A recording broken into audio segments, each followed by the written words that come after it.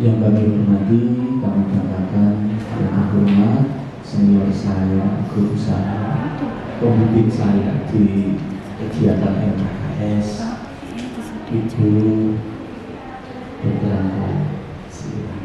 ini senior saya, Bapak dan Ibu di Surabaya 1 terutama. Pak Muda senior saya di pengajar praktek, karena dulu yang menjerumuskan saya jadi guru pengajar praktek ya beliau. Iya, tersuruh. Jadi dulu saya waktu itu, ini sedikit cerita, ketika kita kepala sekolah itu, saya sampai hari ini kedatangan saya bukan acara Suprayono 1, tapi kegiatan mendampingi Dunastiti selaku JPD Angkatan. Bapak dan Ibu yang tidak bisa saya sebutkan asmonipun satu persatu, apalagi jabatannya. Karena Mbak Mulai panjenengan datang ketemu saya itu sering melihat itu soal nomor ini nggak ada ketemu buku tertentu. Saya memang mohon maaf tanpa izin dengan panjenengan semua sedoyo, tapi saya hanya maturnya dengan buku dan Pak Gubernur. Saya memang mohon izin mendampingi Bu Nastiti di Guru Angkatan 8, dan mungkin suara saya bukan hanya yang terakhir, masih ada 4 kali pertemuan lagi saya harus ke Ibu Kartini dalam rangkaian kegiatan guru penggerak. Tapi kalau dalam rangkaian Suprayan ya tergantung, kalau Bu nimbali saya mengkartini bisa ya. Nah, memang itu senior saya di organisasi KKS di sini. Ibu dan Bapak yang saya hormati, agenda kegiatan ini adalah memang agenda kegiatan yang harus dilalui oleh CGP, di mana di kegiatan ini nanti ada fasilitasi diskusi tentang visi dan prakasa perubahan. Nah, apakah kegiatan ini istilahnya nantinya akan menggantikan visi sekolah yang sudah ada? Karena kan setelah Bu Nastiti nanti ada CGP yang lain ya, yang akan juga melampaui kegiatan yang sama. Berarti dalam 1 tahun visi ada 4 kali penyusunan. Tidak, Bapak dan Ibu, jadi visi ini tidak akan mengubah yang sudah ditetapkan di SMK Ibu Kartini. Tetapi kalau hari ini yang dilakukan Bu Nastiti kok bersambung gayung atau gayung bersambung dengan review visi misinya SMK Ibu Kartini yang akan ditetapkan di tahun pelajaran ini, sangat istilahnya alhamdulillah. Kalau ternyata Bu Nastiti kok lebih dari ekspektasi yang diminta oleh program-program yang memang berarti memang Bu Nastiti ini bibitnya unggul, ibaratnya orang bertanam seperti itu. Tetapi kalau tidak bertumbuh dengan baik, itu salah saya sebagai pengajar. Nah, maka pagi hari ini mengembirakan sekali bagi saya karena itu luar biasa. Ruangannya saja, saya ingat saya ruangan ini yang sering dipakai rapat MKS itu. Berarti ditempatkan di tempat yang istimewa. Ini berarti luar biasa dukungan oleh Bu Nastiti. Semoga diskusi pagi hari ini produktif dan nanti bisa jadi role model untuk CGP yang di angkatan 9 dan angkatan 10 mungkin. Visi dan prakasa perubahan sekolah. Diskusi visi dan prakasa perubahan sekolah akan dipimpin oleh Ibu Nastiti Nawawati. Sekarang dan yang saya hormati di sini Bapak Ibu pengembang untuk SMK ini, Pak Adi dan Bu Adi. Kehadiran saya di sini memang dalam rangkaian lengkap pendampingan individu yang kedua, itu pada materi yang akan dibahas itu mengenai diskusi visi dan prakarsa perubahan sekolah. Pada saat saya matur Bu Utami itu kemudian dari Bu Utami mendapat sambutan yang positif. Beliau matur sekalian visi kita di review. Jadi nanti jika ada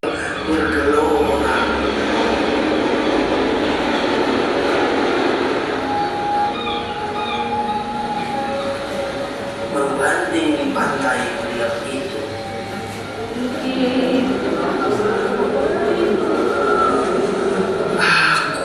mendengarlah saja Indonesia.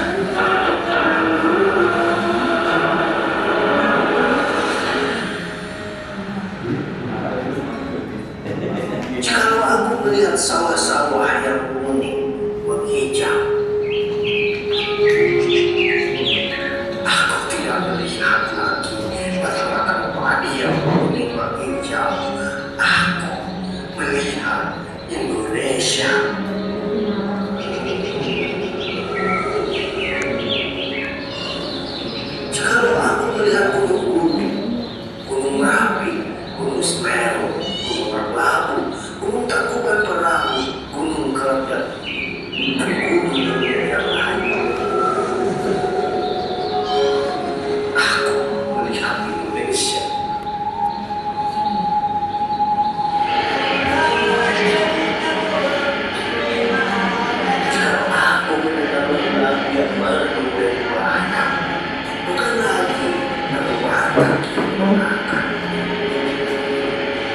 Aku mendengarkan Indonesia.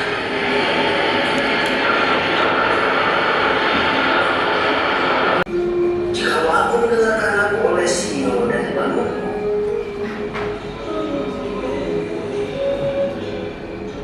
bukan lagi aku mendengarkan lagu Indonesia. Aku mendengar Indonesia.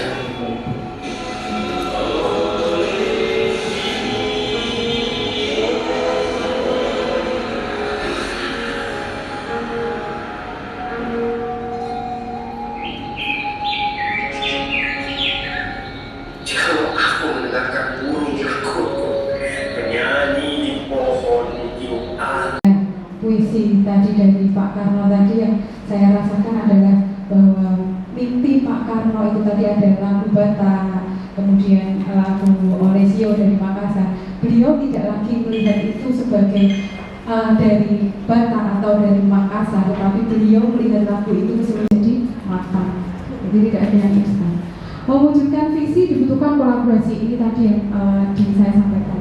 Hubungan antar manusia dan gotong royong menjadikan sekolah mengedepankan kepentingan murid. Jadi pendidikan saat ini itu adalah yang bersifat pendidikan yang berpihak kepada siswa. Nah, Bapak dan Ibu, sebelum bergerak ke visi, saya ingin sedikit menjabarkan apa yang saya pelajari. Ini dari saat ini saya di penghujung, ada 3 modul yang kami pelajari di guru penggerak. Saat ini saya ada di penghujung modul 1. Kemarin saat budaya positif itu di modul 1.4, sedangkan saat yang untuk visi itu berhenti di modul 1.3. Jadi rangkaiannya kenapa akhirnya ke visi itu di modul 1 kita belajar mengenai filosofi pendidikan KHD dulu. Jadi dari situ saya belajar bahwa ternyata pendidik itu seperti petani yang kemarin saya sampaikan. Pendidik itu seperti petani. Jadi kita harus tahu problem apa yang ada di sawah kita. Terus tanaman apa yang akan ditanam di sana. Treatmentnya akan berbeda sawah satu dan sawah yang lainnya. Jadi di sini pendidikan itu sebagai seorang pendidik saya itu harus memberikan pendidikan yang sesuai dengan kodrat alam dan kodrat zaman. Ini yang tidak bisa dibedakan. Sekolah SMK Ibu Kartini melakukan pendidikan itu berbeda dengan sekolah yang lain. Kodrat zaman artinya pendidikan yang saya terima dulu dengan pendidikan yang saya terima yang saya lakukan ke anak-anak itu akan lebih banyak lagi. Kemudian guru melakukan refleksi dan pengembangan diri untuk mengoptimalkan pembelajaran di kelas ini. Bapak Ibu, maaf saya di sini juga menyanyikan ini. Jadi ketika kita guru itu yang saya pelajari, guru itu adalah pembelajar, belajar sepanjang hayat. Karena tadi kaitannya adalah guru itu harus mengikuti kodrat alam dan kodrat zaman. Ilmu itu berubah. Matematika saya dengan matematika saya sekarang dan matematika saya dulu itu sudah berbeda. Itu saya tidak bisa lagi ngajari hanya bentuk seperti itu. Anak harus menggunakan teknologi agar menginstan. Ini dari cita-cita saya ya Bapak Ibu. Saya dan guru lain di sekolah saya yakin untuk menuntun siswa menemukan potensi terbaik dalam dirinya. Ini sebuah keyakinan saya. Saya dan guru lain di sekolah saya paham bahwa keberhasilan siswa tidak bisa dilakukan sendiri, melainkan butuh kolaborasi banyak pihak. Itu cita-cita saya untuk murid. Nah sekarang Bapak Ibu monggo saya minta bantuan panjenengan. Orang bisa nambah lagi, Bapak Ibu silakan menuliskan cita-cita untuk murid, merumuskan di kalimat rumpang ini, kemudian ditempel di papan yang sudah saya sediakan. Satu lembar itu untuk sekian. Kalau mau boleh nambah Bu.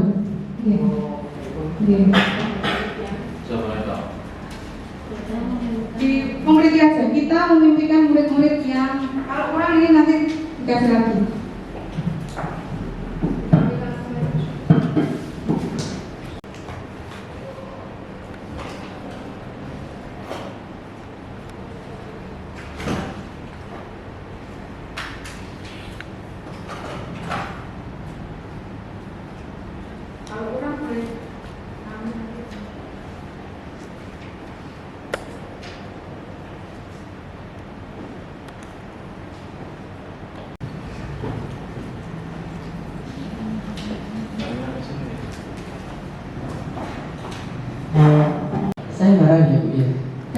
Saya ngarang untuk Bu, ya tidak di apa-apa, sini ya. namanya cita-cita. Kita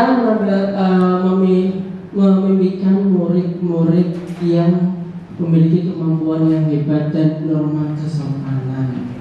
Sekali hebat juga perlu memiliki norma kesopanan. Menurut saya seperti itu. Kemudian kita percaya bahwa murid adalah pribadi yang memiliki kemampuan yang sangat hebat. Ya, jadi saya percaya bahwa setiap murid itu memiliki kemampuan yang sangat hebat. Jadi perlu dikembangkan lagi. Kemudian di sekolah kita menamakan norma kesopanan. Jadi tadi saya menuliskan norma kesopanan. Kemudian yang keempat, murid di sekolah kita sadar betul bahwa setiap warga sekolah perlu dihormati. Jadi ada sangat pautnya dengan norma kesopanan lagi. Kemudian yang kelima, kita warga di sekolah ini yakin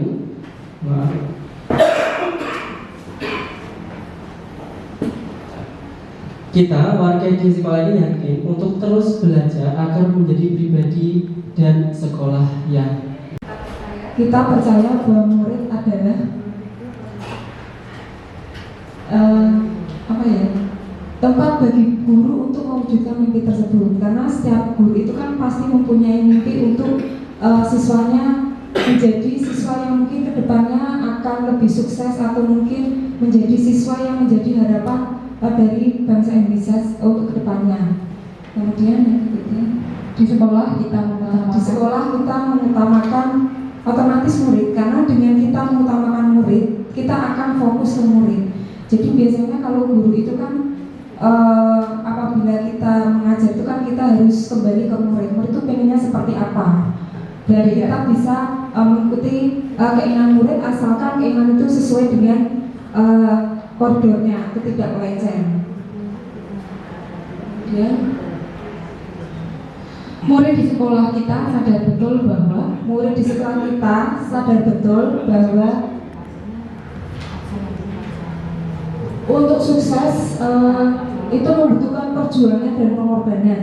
Jadi saya mengharapkan di sini murid-murid di SMK Bukit itu apabila ingin sukses itu tidak instan, yang tadi disampaikan sama Bu Nasiti. Jadi butuh perjuangan dan pengorbanan. Pengorbanannya biasanya itu lebih biasanya kalau mereka itu kan di rumah itu biasanya suka nge-game atau apa, waktunya dihabiskan untuk bermain, itu harus dikorbankan untuk menuju ke kesuksesan. Jadi seperti itu. Kita warga di sekolah ini yakin untuk meraih mimpi tersebut butuh merubah pada diri sendiri. Jadi bukan orang lain, tapi dari diri sendiri untuk merubah ke lebih baik lagi. Kemudian kita dan warga sekolah ini paham bahwa setiap orang itu punya mimpi, benar-benar punya mimpi. Jadi untuk meraih mimpi tersebut setiap orang tuh harus mau berjuang atau berkorban. Betul. Jadi mewujudkan mimpinya diwujudkan dengan terima kasih Bu Ani. Silakan berikan tepuk tangan untuk mimpi kita, untuk murid-murid kita. Kalimat yang pertama, kita memimpikan murid yang kreatif. Kita memimpikan murid yang bermoral, jujur, kreatif dan mandiri. 2 kreatif nih. Pak Adi, tolong dibantu notulen ya Pak Adi. Terus ini ada tadi murid kreatif, kemudian murid yang bermoral, jujur, kreatif dan mandiri. Kemudian ini murid yang intak, berakhlak mulia, berkepribadian tinggi, maaf Pak. Kemudian ini berbudaya, unggul, hebat dengan kompetensinya. Kemudian kita memimpikan murid yang selalu takwa dan taat beribadah. Kita memimpikan murid-murid yang berakhlak, terampil, mandiri. Kita memimpikan murid yang berkemampuan hebat dan norma kesopanan, ini tadi Pak Adi ya. Kita memimpikan murid semika, berakhlak, budi pekerti yang baik dan berkarakter. Kita memimpikan menjadikan bibit unggul dalam kehidupan. Kita memimpikan murid yang berakhlak moral, mandiri, kreatif, semangat dan bertanggung jawab. Kemudian mimpi beradab mandiri. Nah, dari mimpi-mimpi Bapak Ibu tadi yang saya bacakan, menurut Bapak Ibu, adakah mimpi yang sudah pas atau mimpi kita kolaborasi, kemudian kita menjadikan mimpi itu menjadi mimpi murid SMK Bukatini? Monggo Bapak Ibu yang mau berpendapat, silakan, kita sifatnya diskusi dari apa yang disampaikan tadi tentang mimpi-mimpi murid kita. Berarti tadi poinnya kerjasama gotong royong. Dari ini kita rumuskan Bapak Ibu, di sekolah kita lebih mengutamakan apa berarti? Tadi ada gotong royong ya Pak Dia, ada gotong royong, kemudian ada kerjasama, jujur, toleransi, kemudian ada disiplin, kemudian dalam ini pelayanan. Berarti pelayanan kan yang berpihak pada siswa gitu. Ada pelayanan ini tadi, kemudian kedisiplinan, jujur, komitmen, disiplin, tanggung jawab. Sebenarnya mimpinya kita tuh hampir sama, runtutan kita, harapan kita sama, tapi kita rumuskan menjadi satu kalimat utuh yang kita sepakati bersama Bapak Ibu. Apakah urutan itu Dengan individu, kemudian murid di sekolah kita sadar betul bahwa pentingnya berkolaborasi. Kita warga di sekolah ini yakin untuk mencetak lulusan yang unggul. Kita dan warga di sekolah ini paham bahwa proses belajar mengajar itu tidak mudah. Alhamdulillah dapat Pak Irwan. Kita tepuk tangan dulu untuk Bapak dan Ibu pengembang.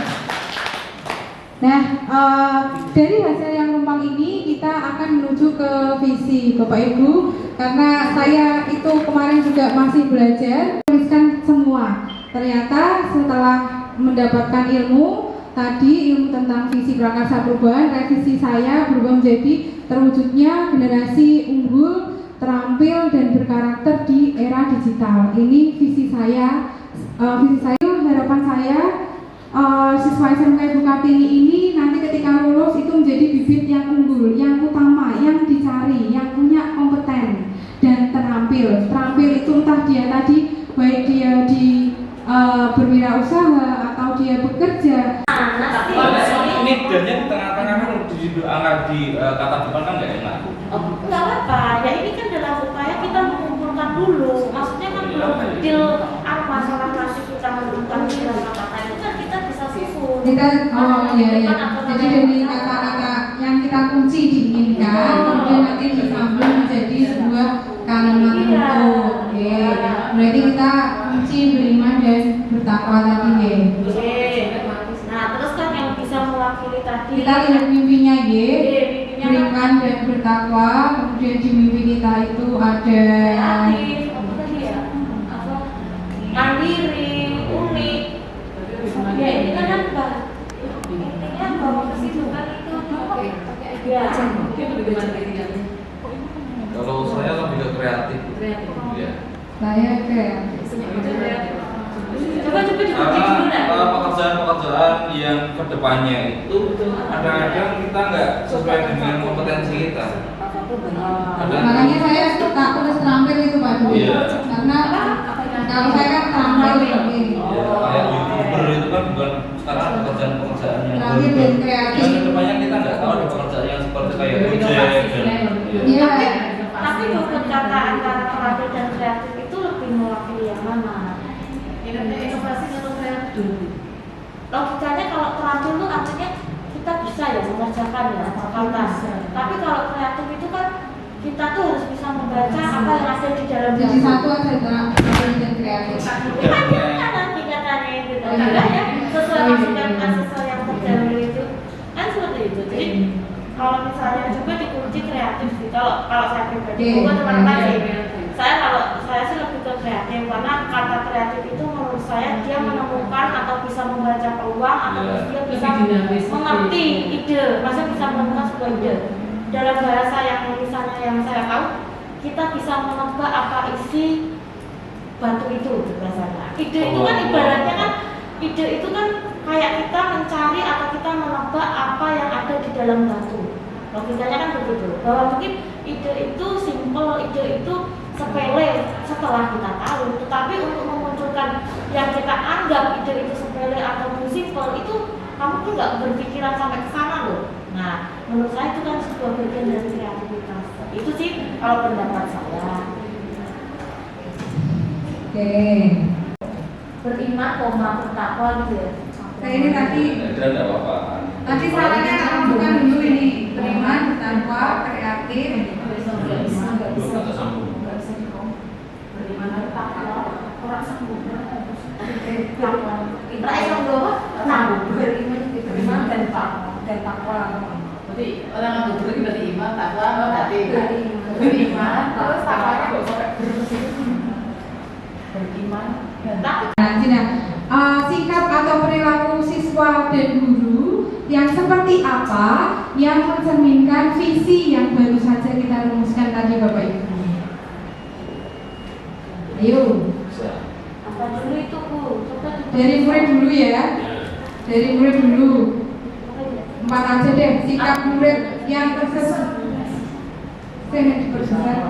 terbesar Munas lah iso ngerti.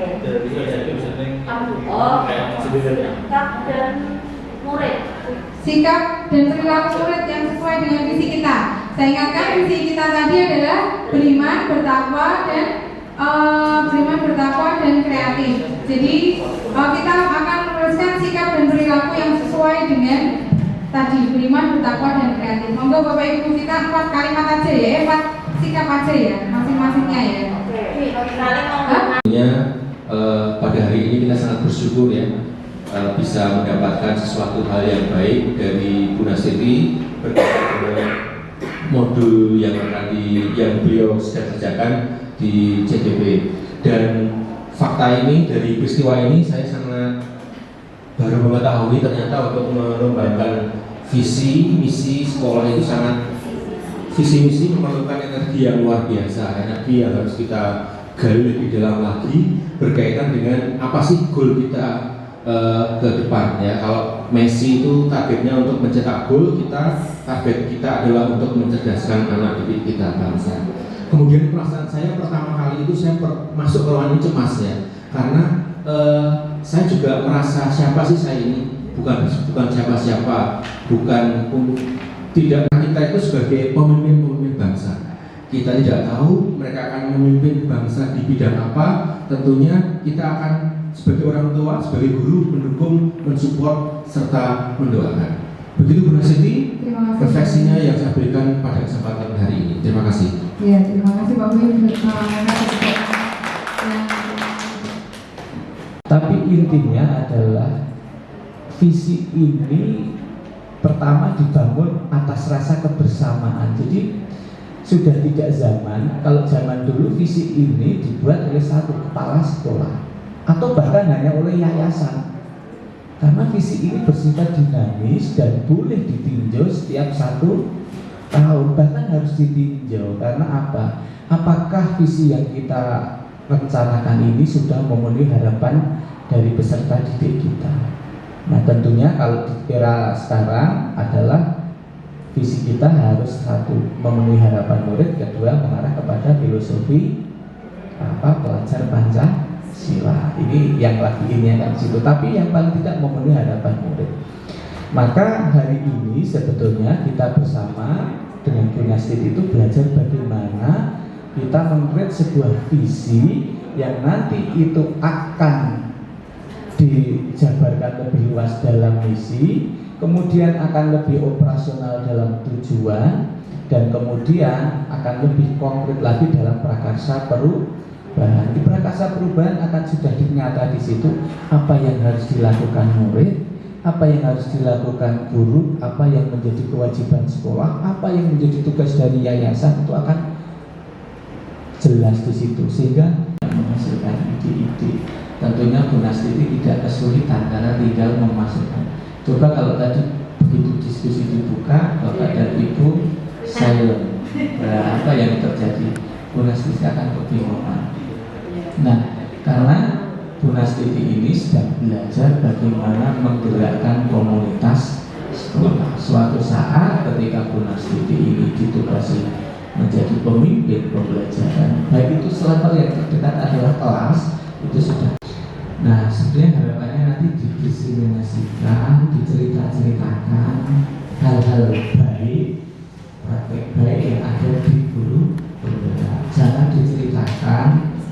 yang menjadi kelihatan